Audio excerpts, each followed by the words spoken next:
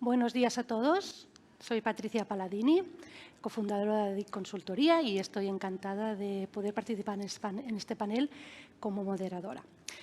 Vamos a hablar de cómo aplicar los datos, cómo podemos reforzar el sistema de salud a través de los datos, ¿vale? Para ello tenemos un panel increíble que os voy a presentar brevemente.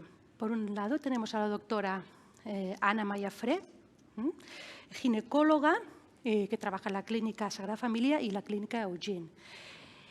Por otro lado, tenemos a Susana Castell, cofundadora y CEO de Fromware Imaging, que es una empresa que desarrolla software de diagnóstico sobre el cáncer basado en ultrasonidos. Tenemos también a Vera Guerreiro, que es Global Business Development and Strategy at Medictor, una empresa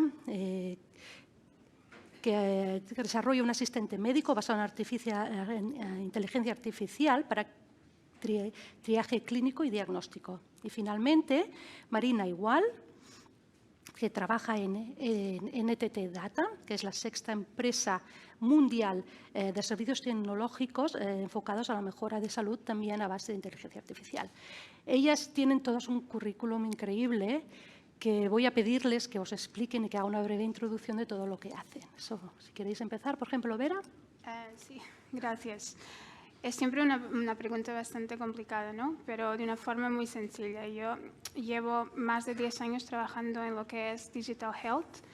Empecé quizás por lo más difícil, implementando proyectos en diferentes países en África. Y al día de hoy pues, estoy en Medictor y me dedico a lo que son los mercados globales en desarrollo de negocio. Bueno, yo Marina.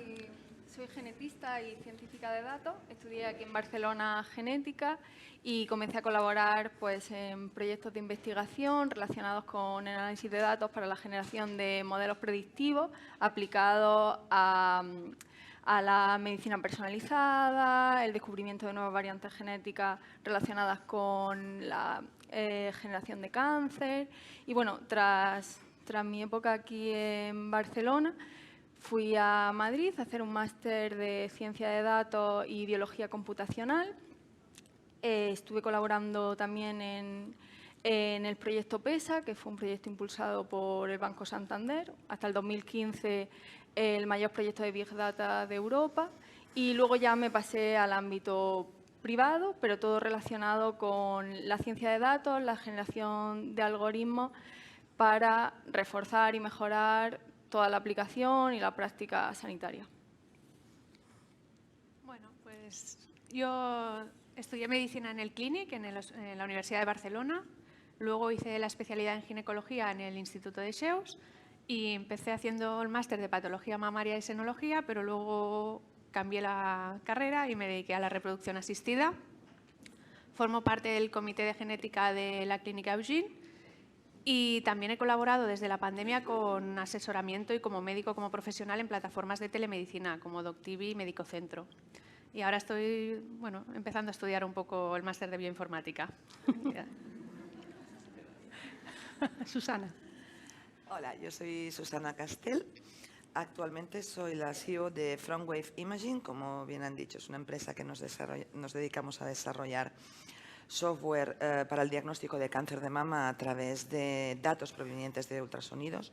Es una empresa que realmente es un spin-off del BSC, del Barcelona Supercomputing Center y del Imperial College de Londres. Y yo no siempre me he dedicado a los datos. De hecho, mi formación inicial, yo soy bióloga celular y bioquímica. Mis inicios fueron, de hecho, en el campo de biología celular e investigación farmacológica. Muchos años de investigación en farma, en concreto en melanoma, siempre relacionado en el cáncer. Fundé una de las primeras empresas biotecnológicas en España, que fue Advanced en el año 2000, que ya no existe, pero los últimos 15 años siempre me he ido derivando más hacia todo lo que es medical devices y, por ende, pues cada vez más en todo lo que es tratamiento de datos. Incluso, pues bueno, sobre todo de manera más puntual, pero trabajando para grupos de inversores privados y en los últimos 10 años como experta de innovación en estos aspectos para la Comisión Europea, en el EIC. Y aquí estamos. Perfecto. Bueno, como veis, a los datos se llegan por muchísimos caminos. No hace falta estudiar matemáticas o estadísticas, que por supuesto ayuda, pero como veis en la parte de ciencia y salud, muchísimas profesionales de diferentes ámbitos están pivotando su carrera, adaptándose a las nuevas tecnologías porque están entendiendo el poder y la fuerza que tienen los datos, sobre todo en este caso en salud, para diagnósticos. Pues vamos a empezar nuestro panel. Para empezar, yo haría una pregunta rompehielo, te lo voy a hacer a ti, a ver, y alineado o siguiendo el hilo de las Smart Cities que hemos hablado antes, donde nos decían que la tecnología es muy importante, pero que la gente o la población tiene que tener acceso a ella. ¿Cómo empezarías a ver a un proyecto en algún lugar de África, hace unos 10 años, cuando no se sabía todavía el concepto de data science o de inteligencia artificial? No era tan popular como ahora. ¿Cómo comenzarías un proyecto con estas características, teniendo en cuenta la situación del continente africano hace 10 años? Bueno, literalmente fue un acto de locura, casi diría, porque empezamos desde cero, ¿no? O sea, problemas con la conectividad. Yo me acuerdo de tener reuniones y que alguien me decía, no, o sea, el sitio donde tenéis la clínica es microondas. Yo pensé, o sea, ¿microondas? O sea, es que no es fibra, o sea, es que no sabían ni lo que eran microondas, ¿no? Luego, o sea, todo es papel y papel que se pierde. Y, o sea, nadie tiene acceso a nuevas tecnologías. El otro día te comentaba, Patricia, o sea, me acuerdo estar entrevistando a una enfermera que decía, sí, un ordenador, sí, lo he visto en el año 87. Y así empezamos. Pero la verdad es que, aunque las dificultades sean muchas, la gente está muy enfocada en lo que es nueva tecnología, quiere compartir, les sorprende inmensamente que al final, con lo poco que sepamos de ellos, podemos ayudarles. Y efectivamente fue el inicio de los inicios. Y siempre he pensado que si lo podemos hacer aquí, lo podemos hacer en cualquier parte del mundo, ¿no? Y al día de hoy, honestamente, parte de lo que empezamos a hacer ahí, parte de los proyectos de telemedicina, de lo que hicimos, o sea, al día de hoy lo estamos empezando a aplicar en Europa, ¿no? Sobre todo después de la pandemia, vamos un poco al revés. Pero sí, fue todo y sigue siendo todo un reto, efectivamente. Sí, correcto, porque siempre se habla esto de la tecnología y de la importancia, pero hay que tener en cuenta también el acceso a esta tecnología, porque, bueno, algunos nos acordamos de los floppy disk de la época, pero es que hay gente que se ha quedado allí y es muy importante poder evolucionar. Por lo tanto, está claro que extraer, conseguir datos en el ámbito de salud es un reto de largo alcance y a largo plazo. Entonces, Ana, ¿cómo crees que podríamos demostrar a los ciudadanos que pueden confiar en las instituciones para gestionar estos datos? Tal y como hizo Vera hace 10 años. Bueno, es una de las grandes controversias, ¿no? La seguridad de los datos que podemos sacar con los pacientes, y una manera de ellos es transmitir la información de la importancia de compartir esos datos en beneficio de todos, pero bueno, también es verdad que los datos son para el bien y para el mal y que luego también hay riesgo, ¿no?, de estigmatizar a ciertos grupos de personas, y es un tema delicado, pero al final el papel del médico también es acercar esa información tan científica y tan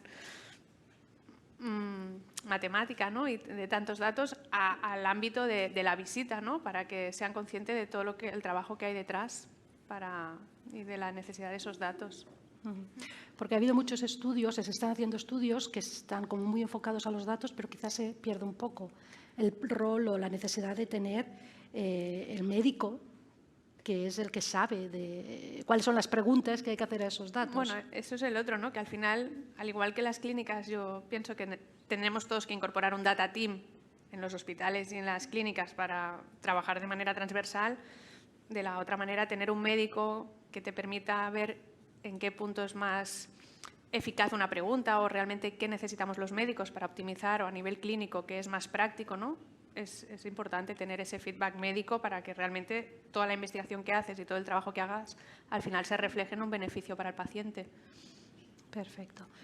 Añadir lo que queráis. Marina, sé que tú comentabas que para que los médicos se integren en el diseño de la recogida de datos que se puedan utilizar en analítica avanzada, es imprescindible darle a la medicina un enfoque más data-driven. ¿Cómo Sí. lo harías esto o cómo lo propondrías? Es ¿Cómo lo fundamental la formación para trabajar con los médicos, acercar los datos al paciente, porque los médicos son ese nexo que nos une a nosotros, el analista, el científico de datos, la persona que está desarrollando los software, con el paciente. Y para darle confianza, también el médico ha de entender lo que supone ese software o ese algoritmo que utiliza los datos para hacer un tipo de medicina más avanzada, más tecnológica, con un enfoque más actual. Y para ello creo que es fundamental, bueno, desde el grado de medicina ya incorporar asignatura con un enfoque más tecnológico, más avanzado, quizás con un poco de biología computacional o un poco de bioinformática.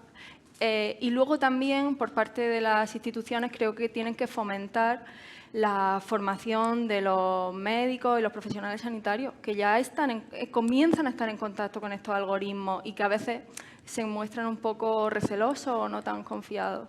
Entonces, creo que se debería trabajar un poco en ello. O sea, que en este caso, de alguna manera, la ciencia o la tecnología está yendo mucho más rápida que las personas, en el sentido de que hay una gestión de cambio importante con los... Más que las personas, incluso más rápidas, yo creo que las instituciones. Bueno. Que las instituciones y la regulación. Porque si cuando tú hablas con los médicos, bueno, por ejemplo, nosotros hemos incorporado dentro de nuestro accionariado y dentro de nuestro equipo 3 médicos que lo están utilizando. Y también una institución.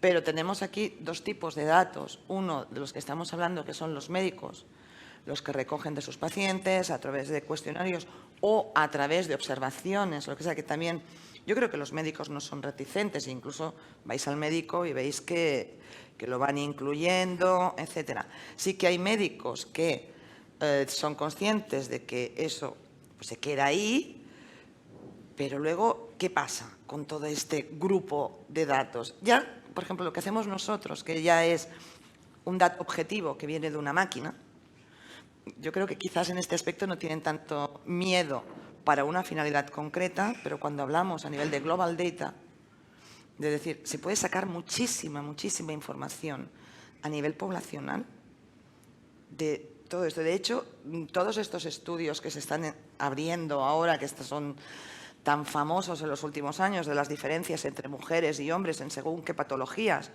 porque hasta ahora los ensayos clínicos se hacían con hombres o las observaciones eran hombres y las mujeres lo único que tenemos son ataques de ansiedad y no tenemos una cardiopatía, pues todo esto se ha conseguido a través de manejo global de datos. Entonces aquí es donde a los médicos, vale, un señor, yo me he encontrado médicos de 70 años casi jubilados que están alucinados con la situación actual. Y me han dicho, ojalá lo hubiese tenido yo. Ojalá se puede sacar muchísimo, pero las instituciones no están preparadas. No están preparadas. Exacto. Hay estudios que comentan que las organizaciones de salud que creen en esta necesidad de hacer o de gestionar el negocio a través de los datos, el porcentaje de organizaciones que se están subiendo al carro es relativamente bajo.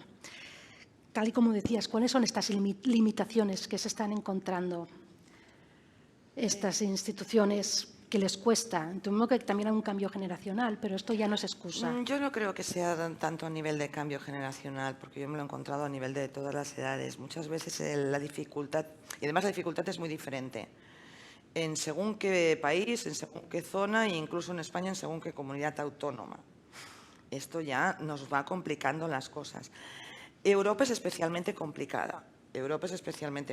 Y España lo es más. ¿Vale? Y Cataluña estamos ahí, más o menos. Pero es precisamente tan complicada por un aspecto muy positivo, que es la protección de los datos del ciudadano y del paciente. ¿Vale? Esta protección tiene que existir. Lo que no puede ser es que esta protección la hagamos de una manera tan cerrada que luego recojamos datos y no podamos hacer absolutamente nada con ellos. O sea, sí, pues está empezando a hacer, pero es que se tienen que adaptar. Ya pasamos, pues los servidores donde tú alojas tus datos tienen que estar en Europa, porque no se fían de que el servidor esté en Estados Unidos. Bueno, ¿vale? hasta Y aquí muchas pasamos. veces tiene que estar en el país que corresponde. Y muchas veces en el país. Sí. Y si ya entramos en Cataluña, en el ICS, para según qué cosas, no puede salir de su sistema Exacto. de control informático si no es para investigación, que tienes un proyecto europeo y trabajas con colaboración con un hospital alemán. Pero como quieras comercializarlo, no puedes. ¿Qué hacemos? Creo que es un buen momento para hablar un poco, para que expliquéis a la audiencia qué directrices tenemos actualmente, tanto en el marco ético o de autorregulación, con las que os encontráis. O sea, expliquemos un poco qué directrices o cómo funciona, sobre todo la parte de protección y uso de los datos en España, comparado con otros países, los pros y contras, y si podéis dar algún ejemplo que os habéis encontrado de proyectos que no han tirado hacia adelante por culpa de la regulación, o lo contrario, proyectos que es gracias a regulación o a algún cambio en la regulación habéis podido tirar adelante. Marina, si quieres empezar. Bueno, en caso de Europa, los datos sufren un tratamiento o una protección muy, muy estricta. Bueno, la legislación vigente promueve que los datos estén privatizados, totalmente anonimizados, que se garantice esa intimidad y privacidad del paciente. Eso es muy, muy positivo, pero a veces las medidas van más allá y no dejan, por ejemplo, sacar los datos sanitarios del sistema de salud, muchas veces de la propia comunidad autónoma, como señalaba Susana. Entonces, eso hace imposible a veces entrenar algoritmos de inteligencia artificial en supercomputadoras, llevarlos fuera del hospital, como creo que aquí le ocurre a mis compañeras que han desarrollado software para ello y que podrían mejorar muchísimo las prácticas sanitarias. Entonces, creo que la legislación vigente no se ha adaptado a un uso inteligente de los datos y, sobre todo, en el ámbito de medicina, los beneficios que podríamos tener de liberalizar un poco ese uso de los datos, siempre de forma segura, garantizando esa privacidad y anonimización. Pero estamos perdiendo mucho de lo que se podría hacer por esas leyes tan restrictivas. Y muchas veces lo que ocurre, y como habrá pasado a vosotras con empresas en vuestro sector, es que las empresas pioneras en esta gestión del dato y la generación de algoritmos predictivos se van fuera de España y se van fuera de Europa para explotar los software y programas que desarrollan, porque aquí no puede, es legalmente imposible hacerlo. Entonces, creo que hoy incluso se hablaba de cómo retener a profesionales del ámbito sanitario y profesionales de investigación en el país, pero claro, es que hay que comenzar desde la base, haciendo que se pueda hacer investigación, haciendo que se puedan aplicar las mejoras que proceden de toda esa gestión del dato y su uso.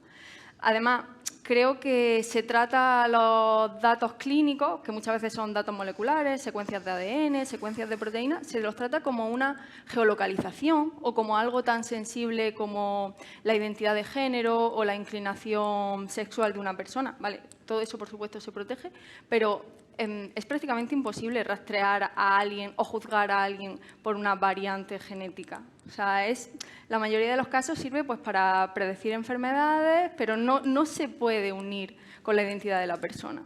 Entonces puede darse el caso que se sepa que esta persona o este X grupo de personas pueden llegar a desarrollar una enfermedad, pero no se sabe quiénes son. O sea, no se les puede decir, no se les puede ayudar. Claro, es un problema ético complicado. No lo sabe ni el propio investigador. Ni el Se sabe que hay un grupo, claro, exactamente. Evidentemente. Y esto choca un poco también, ahora que hablabas esto de la anonimización, Matización.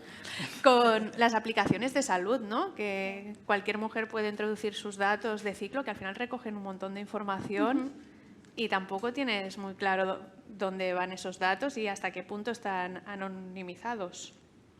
Eso es. ¿No? Y luego sí que hay mucho filtrado de datos en otros sectores. Bueno, lo vemos constantemente, las redes sociales. O sea, cualquiera coge su móvil y tiene un perfil, o sea, tiene una serie de anuncios que van acorde a la perfección con su perfil. Todo eso se está consintiendo constantemente con las cookies, con el seguimiento. Y luego, por otro lado, cosas tan beneficiosas y que podrían aportar tanto a nivel social y personal como es la mejora de la asistencia sanitaria, no lo permitimos? Es como un poco curioso. No vamos a tener una respuesta aquí, está claro, pero está bien poder empezar a levantar Es banderas. totalmente contradictorio, porque al final, al día de hoy, muchas veces, como decías, en redes sociales, o incluso no, de acuerdo con tu perfil, tienes una conversación y a los 5 minutos te empiezan a salir anuncios sobre lo que sea que has hablado y la gente dice, oh, nos están escuchando, pero al fin y al cabo, cuando efectivamente se trata de que aportes datos de tu salud que te ayuden a ti mismo y a tu profesional médico que te siga, que te haga un tratamiento más personalizado, entonces la gente tiene miedo, o sea, le da miedo. O sea, nosotros en Medictor efectivamente trabajamos, los datos son anonimizados, efectivamente, y lo que tratamos es que la gente entienda que esto es datos que se comparten con su médico y solo con su médico y bajo su consentimiento. Y va todo muy bien, muchas veces el usuario lo consiente, no hay ningún problema, pero las instituciones, como decía Susana, el problema reside ahí.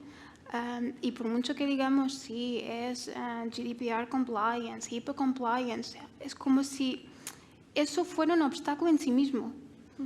O sea, cuanto más decimos que estamos en compliance, como si, o sea, si estáis en compliance y necesitáis estar en compliance, significa que es más peligroso, cuando debería ser al revés. Es complejo. Sí. En esta línea, Marina, creo que comentabas que hay un proyecto de Cancer Genetic Atlas, que se obtuvieron muchos resultados muy interesantes con una muestra muy pequeñita, Sí. pero que se quedó como parado en el sentido de que no se puede llevar más lejos. Explícanos un poco. Así es. Yo creo que este es un ejemplo muy explicativo, valga la redundancia, de lo que pueden llegar a hacer los datos. Esto fue un proyecto que finalizó en 2018 de Cancer Genetic Atlas, en el que se recogieron muestras de datos moleculares, de tejido sano y tejido tumoral de 11.000 personas. Se llegó a generar una base de datos con 2,5 petabytes, que eso es una medida que yo ni sé lo que es, pero que si se traduce a algo que entienda la gente, consistiría en almacenar los datos en 212.000 DVDs, o sea, muchísima información. Bueno, esa información procede, como he dicho, de muestras de tejido tumoral y tejido sano, y con ellas, únicamente con el análisis de esos datos y aplicando modelos predictivos, se consiguieron detectar 33 tipos de tumores que hasta ese momento eran diagnosticados como otro tipo tumoral. O sea, no estaba identificada la tipología de forma correcta, entonces para todas las personas que tuvieran ese tipo de tumor se les daba un tratamiento incorrecto. Y no solo esto, también se detectaron 10 tipos de cánceres raros. Bueno, lo sorprendente es que todos estos datos masivos y todo lo que se consiguió procedía únicamente de 11.000 pacientes. 11.000 pacientes que dieron sus datos para este proyecto en concreto.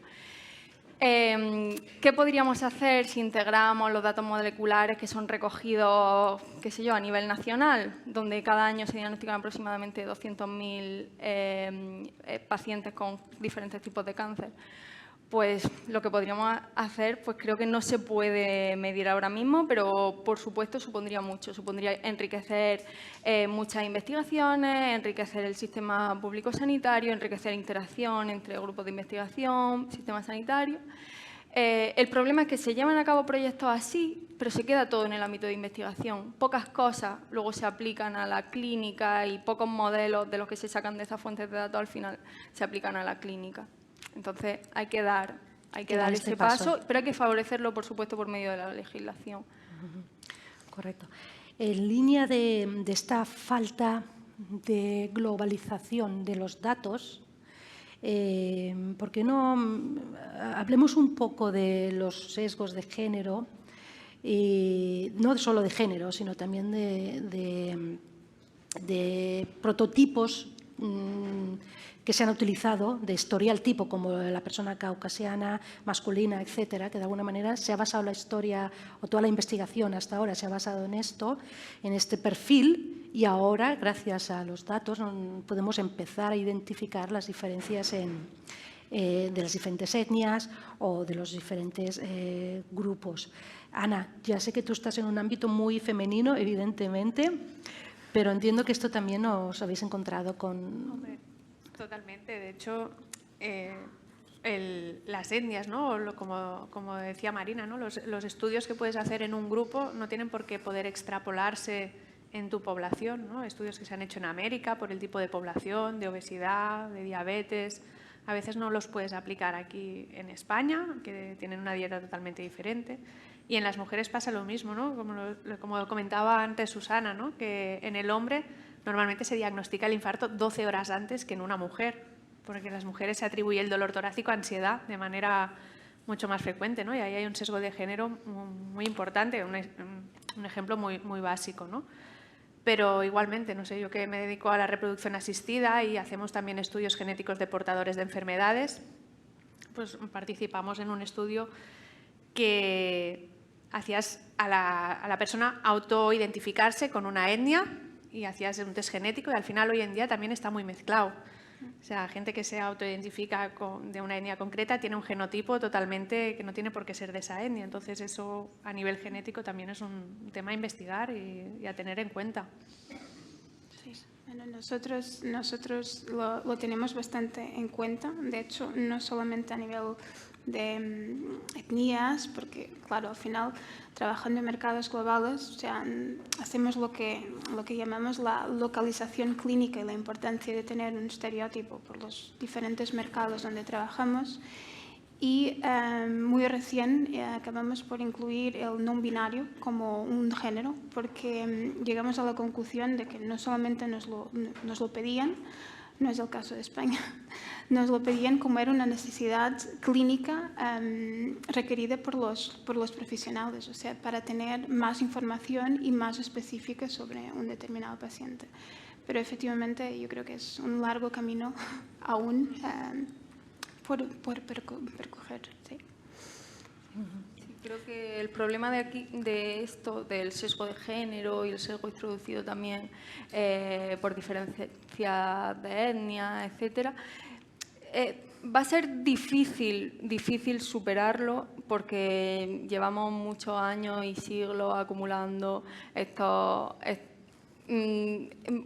todos estos procesos de investigación que al final han estado centrados en el hombre caucásico, blanco, etcétera. Incluso de mediana edad, se podría decir, que ya la discriminación va incluso hasta la población anciana.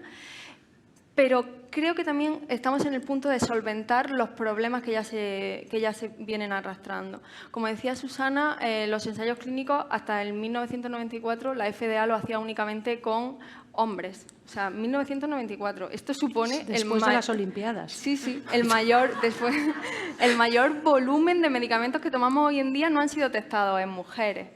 Entonces, los riesgos, los beneficios, todo ello está centrado en ello. Pero ahora mismo, con el análisis de grandes volúmenes de datos y haciendo estudios observacionales, que se llama, se puede analizar cómo actúa el fármaco ya hoy en día en grupos muy grandes de personas que contemplen toda la diversidad de género, de poblaciones, etcétera. Y se pueden detectar nuevos riesgos de fármacos que antes no se habían detectado o interacciones con otros fármacos, con factores ambientales. Entonces, estamos en el punto de también trabajar en eso, en ver cómo está la medicina hoy en día, cómo está la práctica de tratamientos, etcétera, y ver cómo se puede solventar y mejorar también todo ello con tratamiento del dato. Yo supongo que en el panel de después las personas que hablan más en el tema farmacéutico nos pueden decir que sí, supongo que realmente lo están utilizando para estudios post-market, ¿no? Que los estudios post-market, ¿cuántas veces vemos un fármaco que lleva 6 años en el mercado, 10 años en el mercado y luego te lo retiran porque hay riesgos? Porque claro, señores, los ensayos clínicos se hacen y se hacen grandes y se hacen bien, pero claro, no es lo mismo estudiar 5.000 que 50 millones. Y ahora los datos lo permiten, ahora decimos, la tecnología lo permite ahora, estos grandes estudios. Entonces yo creo que para estas cosas, como siempre, no es que esté yo en contra de las instituciones, pero es que son las instituciones las que nos están complicando la vida.